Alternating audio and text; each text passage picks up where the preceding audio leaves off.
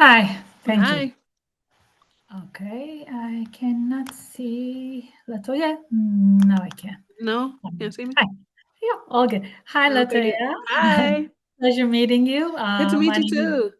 My name is Canan. I'm from Hafta newspaper from Turkey, Mhm. and I'm a fan of your work. Thank Huge, you. shameless fan, and all of the shows that you've done. And I just want to ask you firstly, you've worked across genres, from period dramas to supernatural thrillers. So, what made Duster the right story to tell right now? Ooh, it's the right story to tell right now because we need, characters like Jim and Nina in our world. They're two people who are like so opposite, but they really, over the course of the story, learn that they have more in common than they actually realize.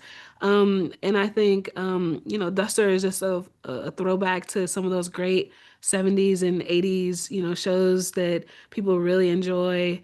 And we wanted to do something like that, something that was really fun, that people would want to come home and click on and turn it on and watch and just get enveloped in this crazy world we had so much fun coming up with. Yeah, and I love the cliffhangers in each episode. Yes, so many Very. cliffhangers. Oh, yes.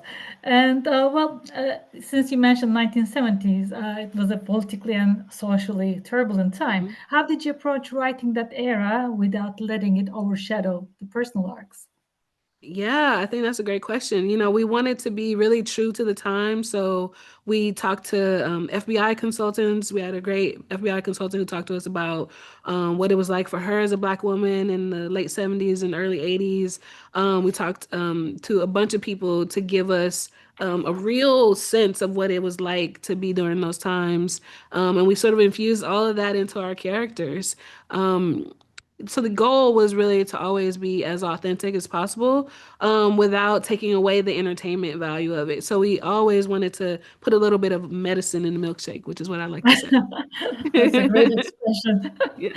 Uh, I read somewhere that Nina is partially inspired by your own mother and Mm. all the other strong women you know. So, how did you personally memory or personal memory fuels this development? Well, first we start with the hair, because my mother had the exact same afro, and I brought in like photos of her as like reference for them to realize how to do her hair. So that was number one. But really, it was really about my mother's like such the most resilient and like optimistic person that I know. And the idea of Nina being in circumstances that she was sort of in as she was starting out in the corporate world, where you're kind of in a world that's insulated and there's not a lot of people that look like you, but you want to continue to do your job and do your job well and move up the ladder. And those were sort of the characteristics that I wanted to infuse Nina with. She has this tenacity, and also this vulnerability, and I think it's really great too, where I steal from my own life because I always call my mom as well. So Nina, the first time she gets into trouble, she's like, I gotta call my mom. And Of that's course. definitely from me. Yeah, I bet. And well, I should ask this. It's just must be a dream working with JJ Abrams. How Yes. did that happen? And just how is it?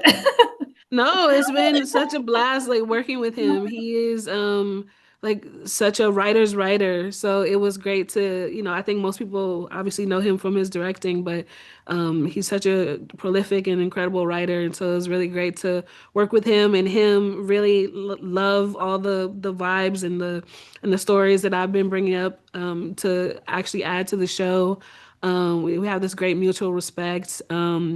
And we love cracking each other up. So half of the stuff that's in here is based on the two of us just coming up with the most insane characters for our show, for Nina and Jim to encounter. And my last question they asked me Yeah. to wrap up. I just want to ask about the Duster, the car itself. It is practically a character in the show. And how is it a perfect fit? It's a perfect fit because it's fast, it's sleek. It's a car that hardly anybody knows, because they only made it for about 6 years. So it is the type of car that I feel like Jim would drive. It's understated, but it's badass, and I really feel like that's Jim to a T. It is a badass show. Thank you very much. Keep it up. Thank I love you. it. Thank you so Pleasure much. meeting you. But nice meeting you.